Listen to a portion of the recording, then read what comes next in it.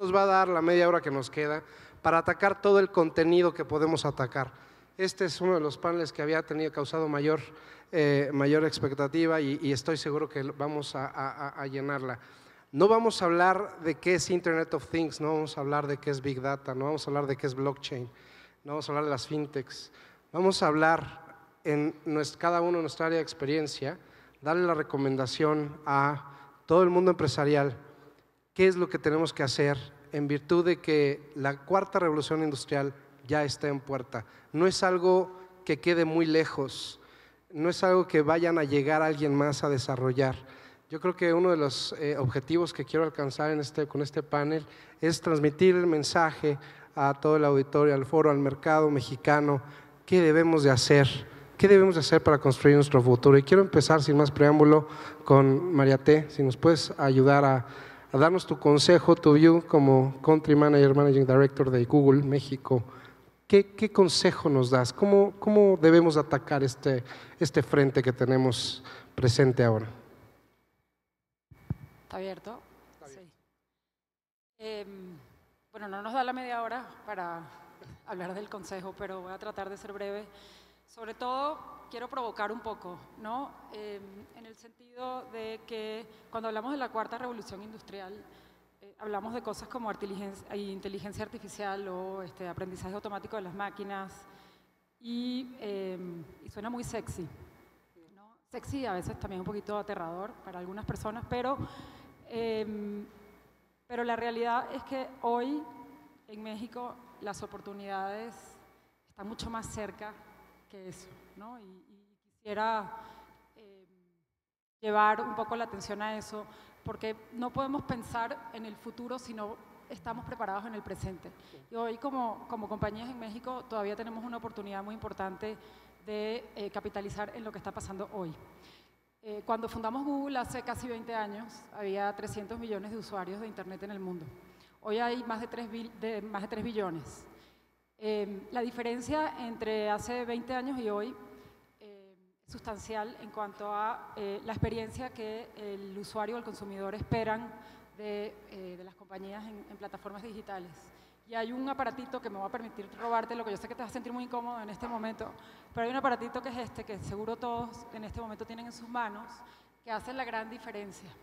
Y yo les haría una pregunta, ustedes que son aquí empresarios y que todos tienen probablemente su compañía, quiero pensar en la web, ¿no? Les doy una tarea, entren ahora desde su celular al URL de la página de su compañía. Y empiecen por ahí, porque no podemos llegar al futuro si no construimos el presente. Y el presente hoy está para sus consumidores y para sus clientes en este aparatito. Entonces, hay que empezar por los básicos, ¿no? Y creo que hay mucho trabajo para hacer ahí.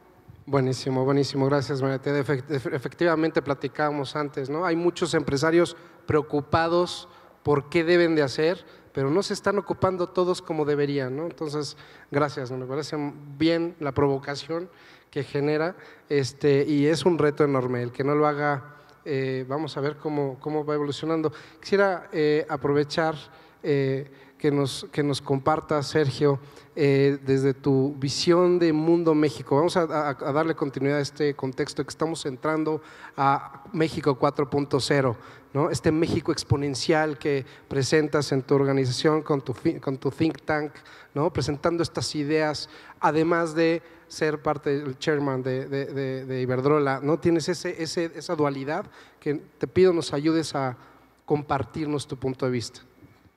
Bueno, pues muchas gracias, muy buenas tardes Martín, muchas gracias a Mundo Ejecutivo por la invitación y en efecto México Exponencial es un centro de pensamiento estratégico y prospectivo. Acabamos de presentar un libro en la Feria Internacional del Libro en Guadalajara este domingo pasado, mismo que pueden bajar por supuesto en los libros de Google naturalmente y en otros más que no menciono, pero bueno en Google, y que pues resume lo que el centro de pensamiento quiere, que es generar una discusión al interior del país, generar una nueva óptica alrededor del diseño del futuro del país. Nosotros creemos que podemos diseñar el futuro del país basándonos en las tecnologías exponenciales, como es el caso de las tecnologías digitales, la nanotecnología, la bioinformática, la biotecnología, etcétera, etcétera, ¿Y cómo podemos acelerar la adopción de estas tecnologías en el país? Las tecnologías están produciendo un enorme cambio, un cambio muy rápido, un cambio muy acelerado, para el cual el país no está preparado y necesitamos prepararnos para ello. Necesitamos prepararnos desde el ámbito de la gobernanza, porque está cambiando la relación en que los gobernantes y los gobernados se interrelacionan, o incluso dentro de una misma empresa, de cómo los empleados y los ejecutivos se relacionan. También están cambiando los entornos, las oficinas, nuestras propias casas, ya no digamos las ciudades inteligentes, como parte de una expresión de estas nuevas tecnologías. Por supuesto que esto tiene una expresión en la economía, en la robotización, en el uso de tecnología. Estamos viendo ahorita unos robots en la parte posterior, que naturalmente es parte del desarrollo de estas tecnologías y que implicará un reto para las empresas sobre qué hacer con aquellos empleados que son desplazados por la robótica y que requieren ser utilizados en el buen sentido desde el punto de vista de su creatividad, de cómo poder aprovechar la creatividad. Y por otro lado, pues tenemos el gran reto de prepararnos con competencias que llamamos nosotros competencias exponenciales o habilidades exponenciales, de modo que tengamos las posibilidades de insertarnos de la manera más exitosa en un mundo que sin lugar a dudas está cambiando y no podemos señalar que no es el caso. Y finalmente estamos hablando en nuestro centro de pensamiento de la sustentabilidad exponencial, donde el agua, la energía y los alimentos como trípode fundamental para el desarrollo de la vida igualmente están sujetos a cambios muy profundos, cambios muy acelerados debidos a estas tecnologías. Entonces, lo que buscamos con este centro de pensamiento pues, es justamente generar propuestas de acción, propuestas de carácter estratégico a nivel público, a nivel privado, a nivel social, a nivel académico, sobre cómo podemos y debemos de prepararnos en el país. Creemos que estamos en una gran oportunidad para hacerlo. Somos de los pocos países que estamos hablando de este tema. Nuestra propia Secretaría de Relaciones Exteriores ha logrado que este tema se discuta ya en el seno de las Naciones Unidas como una herramienta para lograr que los objetivos de desarrollo sustentable se puedan alcanzar. Yo los invito para que en el seno de sus empresas y en el seno mucho más amplio de las propias cámaras y confederaciones, pues se pueda echar a andar un movimiento de diseño de una nueva óptica, como digo, del futuro de México, aprovechando las tecnologías exponenciales. Perfecto, buenísimo. Y bueno, acompañado de esto que mencionas, hablamos de capital humano. ¿Qué tan importante es el capital humano, ¿no? para las empresas? Y bueno, mi querido Manuel, me gustaría desde tu punto de vista, a ver, aquí tenemos en el panel 4 ingenieros, el 50% de los ingenieros en México salen del Instituto Tecnológico Mexicano, ¿no? Digo, parece un pleonasmo Instituto Tecnológico Mexicano, pero hay que hablar del mexicano porque vienes llegando de Japón, donde estuvieron todos estos rectores compartiendo y intercambiando ideas sobre el modelo japonés. ¿Cómo vas a aplicar este diálogo que se tiene con Japón, que podemos usar como ejemplo, ¿no? Hablamos de Hiroshima. No, quiero que por favor nos compartas tu experiencia, tu vivencia y cómo esto se aplica al capital humano tan importante en la generación de ingenieros en este país. Bueno, yo quisiera iniciar comentando la importancia que tiene esta relación, este modelo que se conoce como la triple hélice, en donde tanto el gobierno, el sector académico y los empresarios pues deben de trabajar juntos para pues hacer frente a los retos que nos va a traer o que ya nos está trayendo, ¿verdad?, lo que va a ser la cuarta revolución industrial, lo de la industria 4.0. Y efectivamente, la semana pasada estuvimos pues la mayor parte de los rectores de las universidades del Instituto de Educación Superior Mexicanas compartiendo experiencias con rectores de universidades japonesas en una cumbre de rectores que hubo en Hiroshima, ¿no? Hiroshima pues es una ciudad simbólica, ¿verdad?, que prácticamente se levantó de cenizas y ahora es una ciudad que uno lo ve donde hay una cultura de la innovación, del emprendimiento muy, muy importante. Y dentro de estas experiencias, pues uno de los valores fuertes es ese trabajo colectivo, ¿verdad?, que hacen las empresas, la sociedad, el gobierno y las instituciones de educación superior. Y es una experiencia porque yo creo que es parte de lo que en México tendremos que hacer. Los retos son muy, muy grandes y solamente con la participación de todas las partes que componen la sociedad va a ser posible que estos retos los podamos sacar adelante. El Tecnológico Nacional de México, efectivamente, es una institución que tiene un gran compromiso, por lo que tú mismo acabas de señalar. Nosotros estamos formando casi al 50% de los ingenieros mexicanos y lo estamos formando ya en este momento con base en un nuevo modelo educativo en todo lo que es el tema de la innovación, el emprendimiento, el tema de la investigación, el desarrollo tecnológico, que es algo que necesariamente se tiene que dar en nuestro país para poder crear las condiciones que nos permitan precisamente atender estos retos que nos va a traer consigo la industria 4.0. Ese es el gran compromiso que tenemos, estamos trabajando en ello. Yo les quiero decir que solamente estudiando carreras que inciden directamente en atender estos retos de la industria 4.0, nosotros tenemos casi 180,000 estudiantes. De 600,000 estudiantes que estamos formando en este momento, de los cuales prácticamente 580,000 son ingenieros, de estos casi 180,000 están en áreas de robótica, están en áreas de mecatrónica, en áreas de tecnología, información y comunicaciones, en áreas de electrónica, en áreas de sistemas computacionales, energías renovables, desarrollo de ciudades sustentables.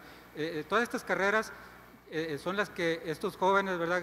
Casi 180,000, no hay ninguna universidad, ¿verdad?, que tenga 180,000 estudiantes en educación superior, ninguna. Y nosotros tenemos 180,000 estudiantes solamente estudiando temas asociados con lo que es la industria 4.0. Cada año están egresando, se están titulando 20,000 ingenieros que están saliendo al mercado precisamente para atender toda esta industria. Y los egresados del Tecnológico Nacional de México son los que han contribuido más precisamente en desarrollar la industria automotriz, la industria aeroespacial, que se habla mucho aquí y que tiene mucho que ver con esta revolución, en el tema de la industria farmacéutica, en la industria alimentaria, ¿verdad? Nosotros tenemos 25 tecnológicos, de los 254 que conforman el Tecnológico Nacional, tenemos 25 tecnológicos que se orientan hacia el campo. Entonces, no solamente estamos incidiendo en fortalecer todo lo que es la industria farmacéutica, todo lo que es la industria automotriz, sino también lo que es la industria alimentaria, con una mayor contribución a la tecnificación del campo. Se habla aquí, por ejemplo, de drones, ¿verdad?, precisamente para hacer análisis, ¿verdad?, de los cultivos, mejorar las producciones, la parte logística que también se hablaba en otro panel anterior, ¿verdad?, para que no todo se haga pues de manera manual. Y por supuesto, algo que decía Sergio, que es muy importante, el que también nosotros tengamos la creatividad suficiente para que estos supuestos empleos, ¿verdad?, que se van a perder con la cuarta revolución industrial, pues no es que se vayan a perder, yo digo que se van a transformar en otro tipo de empleo, y ese es el reto que también tenemos nosotros como instituciones educativas. Me parece muy interesante, y ahí quiero darte la entrada para que, Víctor, nos platiques desde tu punto, ¿no?, la posición que manejas en la parte estratégica del gobierno, de la presidencia. ¿Cómo debe, y no desde un ámbito político, aterricémoslo en la recomendación hacia el empresario, cómo debe ser ese diálogo, ese baile entre empresa, academia, gobierno y población civil, que estamos demandando vocaciones, y cómo debe ser ese juego? ¿Cómo está jugando desde el punto de vista estratégico a nivel país, a nivel gobierno, este juego, este rol? ¿Cómo debe ser? Muchísimas gracias, Martín. Muchísimas gracias a Mundo Ejecutivo, a Walter Corratella, a Fernando Ferrer por la invitación. Gran panel, colegas, un ícono, Mariate, de verdad, de tecnología en el país. De verdad, lo digo, un gran honor estar con ustedes. Para nosotros, en la parte tecnológica, finalmente se le está dando cada día más peso y mayor prioridad a lo que es finalmente el solucionamiento tecnológico que aporta y apoya al bienestar o al servicio ciudadano, ¿no? Y ese es un gran camino, digamos. Ya no se ven las áreas tecnológicas como un centro de costos, ya no se están viendo las áreas tecnológicas nada más como el apoyo administrativo. Obviamente están subiendo de nivel, y lo que estamos también viendo y fortaleciendo es esta conversación con nosotros como ciudadanos desde gobierno, o desde gobierno con la industria, con los diferentes sectores, utilizando nuevas tecnologías. Ya lo mencionaban, ¿no?, a través de tecnologías exponenciales, más disrupción. Estamos viendo que se están cambiando cada una de estas industrias radicalmente, y las que no se están cambiando se van a radicalmente modernizar y se van a ser transformadas en los siguientes 10 años. Entonces, uno es estar preparados al cambio. Yo creo que el reto es saber cómo. Y es ahí donde, mejorando esta conversación, le decimos transformación de gobierno, podemos ir acortando estas brechas y ser mucho más ágiles en la creación de política pública. Finalmente, escuchando mejor Big Data, ¿no?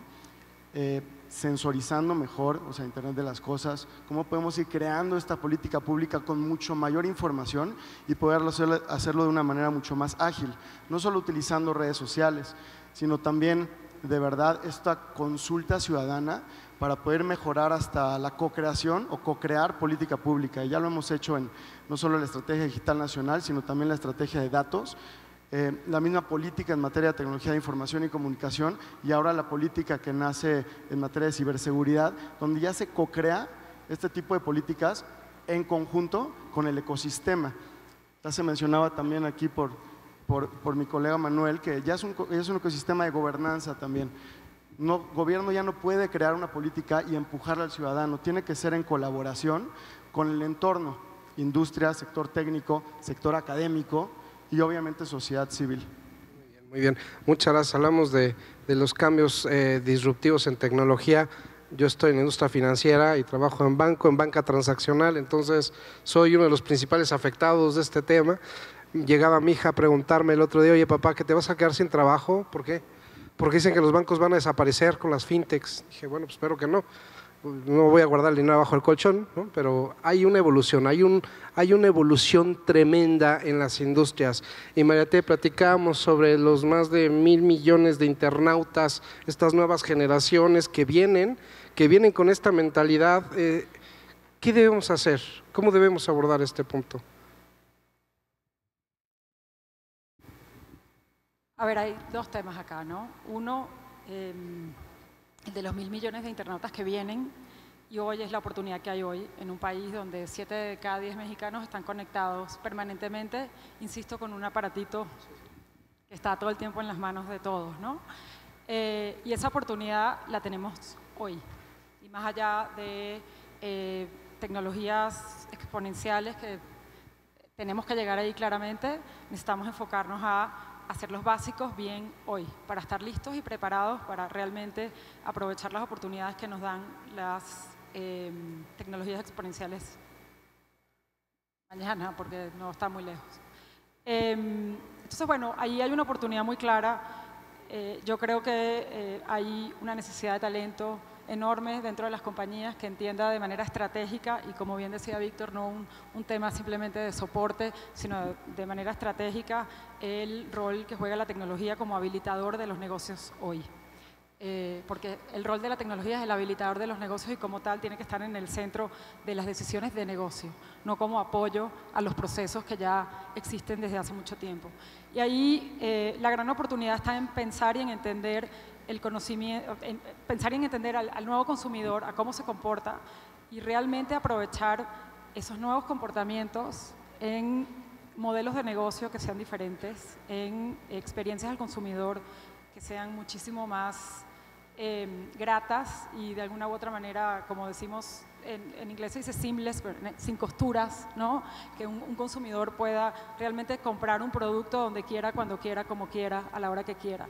Y eso hoy, insisto, sigue siendo una oportunidad importante dentro de los negocios en México que no podemos seguir esperando a mañana, tenemos que hacerlo hoy.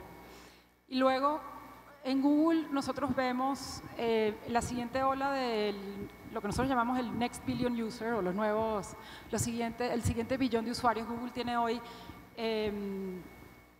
primero somos una compañía que estamos 100% enfocados al usuario y cuando hablamos del usuario hablamos de todo el mundo, o sea, somos completamente inclusivos y diversos y queremos ver al total de la población y no a unos cuantos. Entonces, a la hora de construir productos, eso tiene su chiste porque pues, al final nuestros productos tienen que ser accesibles para todos, no para unos pocos. Y hoy Google tiene 7 productos que tienen más de 1 billón de usuarios al mes. Google el buscador, YouTube, Gmail, Google Maps, etcétera, ¿no? Nosotros vemos el siguiente billón de usuarios como una oportunidad que tiene mucho que ver con condiciones que no encontramos en países desarrollados, que se encuentran en países como México. Entonces, cuando hablamos del Next Billion User, vemos países como México, Brasil, Indonesia, India, que son países con particularidades muy interesantes donde la revolución tecnológica se va a vivir de una manera diferente. Nosotros no pensamos que se va a vivir linealmente como se vive en países desarrollados, por las mismas particularidades. Y por ahí hay artículos interesantes. Hay un artículo del World Economic Forum del fin de semana que habla de la oportunidad que hay en México ante la automatización, dadas las condiciones de trabajo de México. Entonces, hay que tener mucho cuidado en querer nada más exportar lo que se ve de países desarrollados a países como los nuestros, que están en vías de desarrollo y donde hay oportunidades muy claras de, por ejemplo, métodos de pago. En un país como México, tú que eres banquero, no me dejarás mentir, la oportunidad de bancarización es enorme, a diferencia de países desarrollados. Entonces, cuando pensamos en modelos de negocio en México, ¿cómo abordamos el problema de la no bancarización cuando hoy todo el mundo, insisto, tiene este aparato en la mano? ¿No? Entonces, ¿cómo disruptimos, cómo aprovechamos esta oportunidad en el mercado mexicano? Y ahí, bueno, podemos hablar mucho rato de políticas públicas, de todo lo que tiene que ver con la regulación, de fintech, etcétera, que podría habilitar este tipo de escenarios. Entonces, mi invitación aquí sería a pensar en cómo como compañías podemos abordar esas particularidades únicas que tiene nuestro país, que verdaderamente son oportunidades para generar modelos de negocio muy disruptivos y ofertas muy disruptivas a nuestros consumidores que no necesariamente sean linealmente exportables de otros países como Estados Unidos.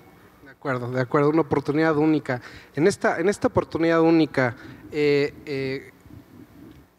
mencionábamos sobre la narrativa que debemos de empezar a construir como país, como nación, ¿no? Es más, comentabas en tu libro y me encanta cómo lo planteas, es mucho más fácil crear, construir, diseñar que proyectar, esperar y derivar qué es lo que va a pasar en el futuro. Entonces, bajo ese tenor, ¿cuáles son esas herramientas que debemos estar aplicando hoy para construir esa narrativa como país? Pero empecemos por la base, por la empresa, empecemos por el capital humano.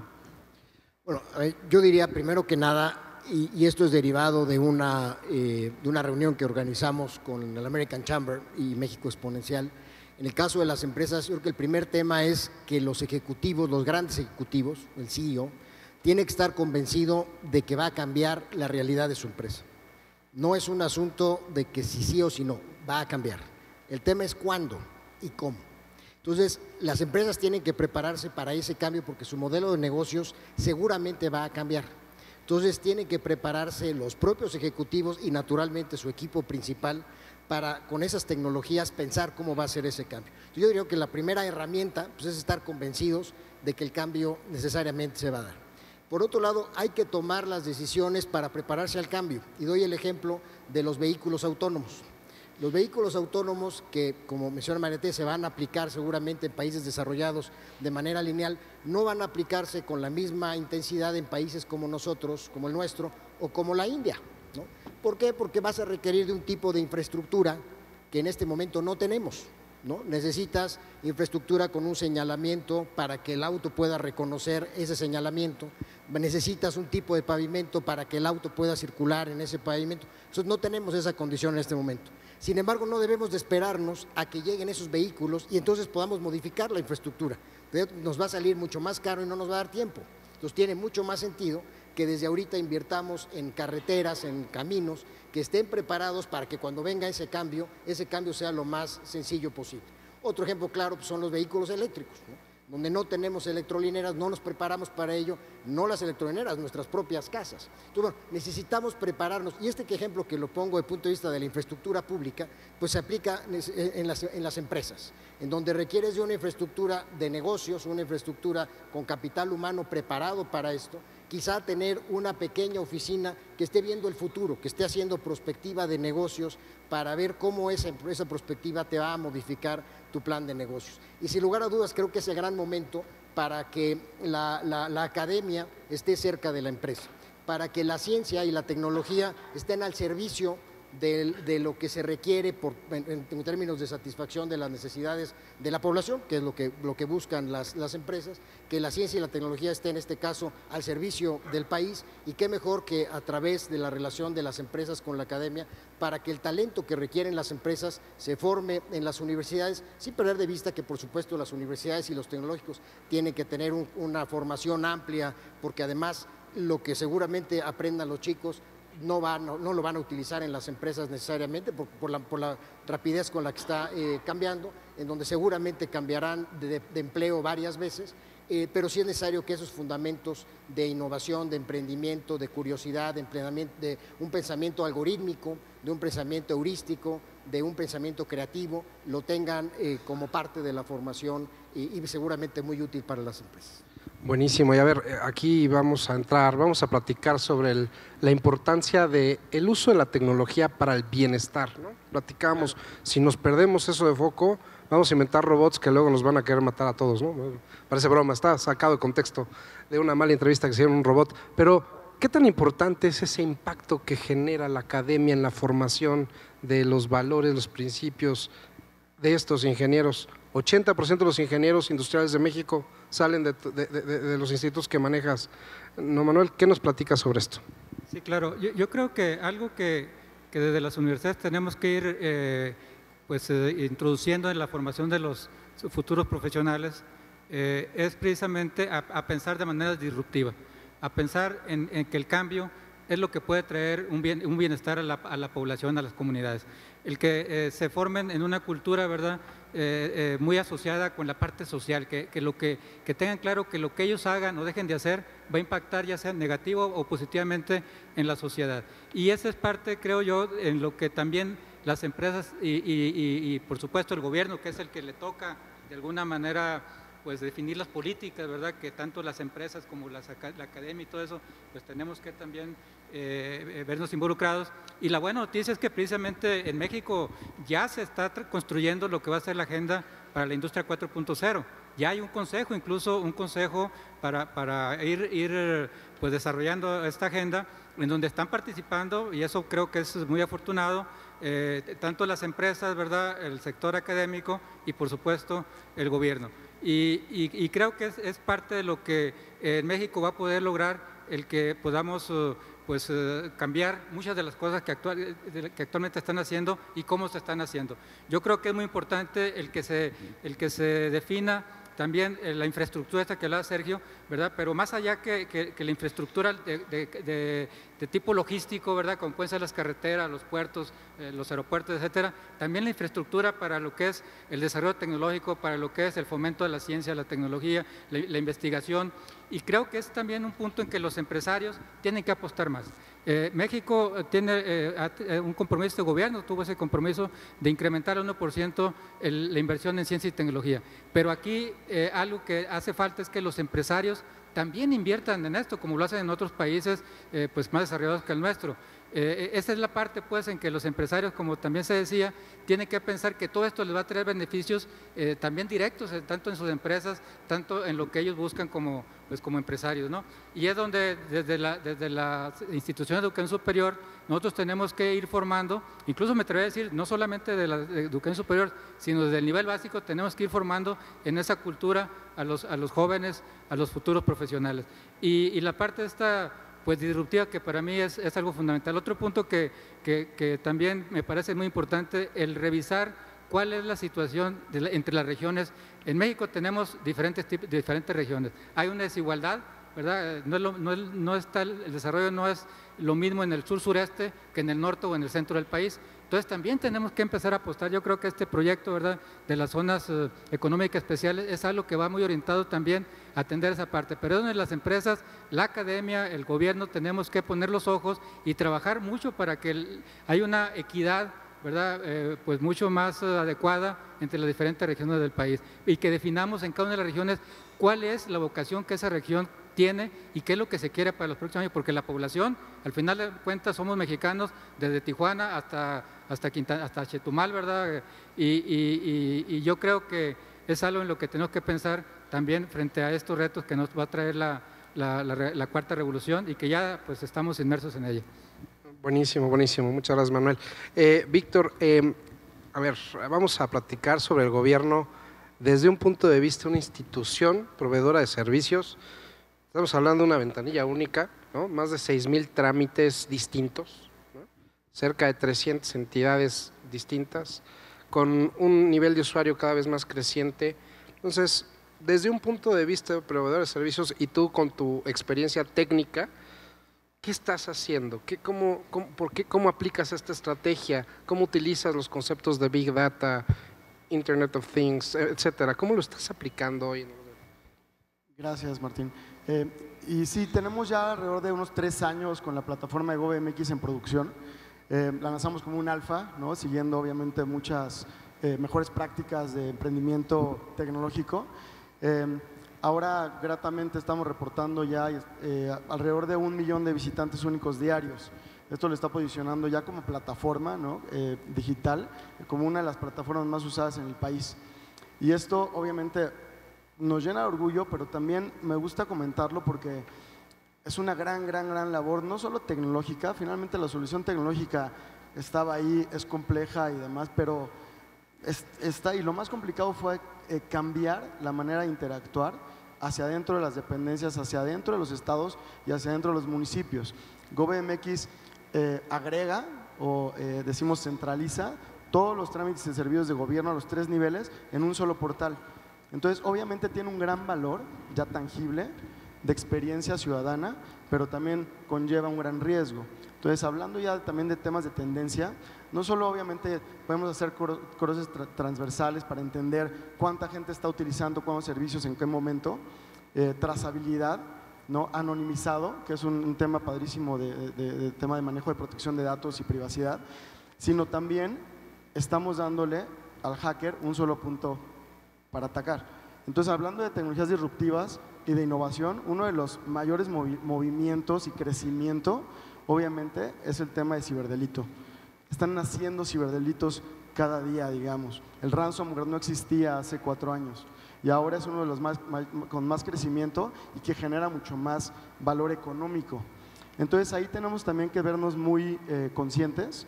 No solo le llamamos al tema de alfabetización digital, no solo el saber usar la tecnología, sino entender que con este beneficio que conlleva estar conectado y estar disfrutando o consumiendo servicios de gobierno, que también hay un gran riesgo de estar conectado. Y esto empieza con campañas de prevención, ¿no? De concientización, en donde sí podemos ir avanzando y acortando estas brechas. El 90% de los ataques exitosos son por falla humana. Generalmente la tecnología está bastante bien evolucionada como para combatir casi todos los ataques. Fallamos nosotros, le damos clic al correo equivocado. O sea, ahí es donde estamos avanzando bastante en temas de política pública. Por ejemplo, aquí, ¿quién ha sido hackeado? ¿O quién conoce a alguien que ha sido hackeado? Ya sea usted, su computadora, su dispositivo, su organización. ¿Consideran que están preparados para un ataque cibernético? ¿Que sus organizaciones están preparadas? Esto es una gran pregunta, es una gran prioridad. O sea, en otros países desarrollados es prioridad 1 o 2, país. Y a mí gratamente estoy viendo que ya en la agenda de nuestros titulares, no solo el señor presidente, etcétera, Cancillería, Economía, ya se está posicionando el tema de ciberseguridad como uno de los primeros temas. Gracias. No, buenísimo, Diego, es muy interesante también desde el lado financiero. Los bancos tenemos una clientela tremenda de chinos y brasileños tirándonos hacking todo el tiempo, pero bueno, efectivamente es un modelo, ya tenemos que tenerlo en el DNA, ¿no? Y un poco recapitulando lo que hemos platicado aquí, ser parte que construye este México 4.0 depende de cada uno de nosotros, en cada una de nuestras trincheras, en el sector empresarial, en el sector gobierno, en el sector de educación, la academia, la población civil. Yo creo que somos todos los que debemos de construir y forjar nuestro futuro, no esperar a que el destino nos alcance, que va muy rápido. Hay que ser muy cuidadosos, la parte de ciberseguridad definitivamente es una parte crítica. Traerlo ya en el DNA es el mindset de, pues no voy a poner los 4 dígitos que siempre pongo con el nombre de mi esposa para que me hackeen fácilmente. Hay que ser más ágiles, hay que evitar ese te presto mi token, te presto mi password, ¿no? Ya es una cuestión de cultura en la empresa. Debes de saber que viene la nanotecnología y viene la robótica. ¿Y cómo se debe aplicar esto? Tenemos empresarios aquí presentes que se dedican al campo y ayer me platicaban cómo están aplicando esta tecnología en el campo. Tenemos que desarrollar el campo, tenemos que desarrollar la pesca. No es algo nada más aplicable a la industria automotriz o a la industria del ciberespacio. Tenemos empresas que aparentemente es una página blanca con 4 letras simpáticas con más de 80,000 empleados a nivel mundial, 90 billones de dólares en revenues. ¿Cuántas empresas no hay así? Que tienen ese potencial. Hoy Uber vale mucho más que muchas otras empresas. Estamos viendo lo que vale un Airbnb y no tiene un solo hotel de activo y es el que más habitaciones renta, ¿no? Entonces viene un cambio, definitivamente ya está aquí el cambio. Hagamos lo que tenemos que hacer, lo que nos corresponde para estar presentes y ser parte de este cambio. Yo le quiero agradecer a mi panel, de verdad un aplauso porque un gran panel, de verdad.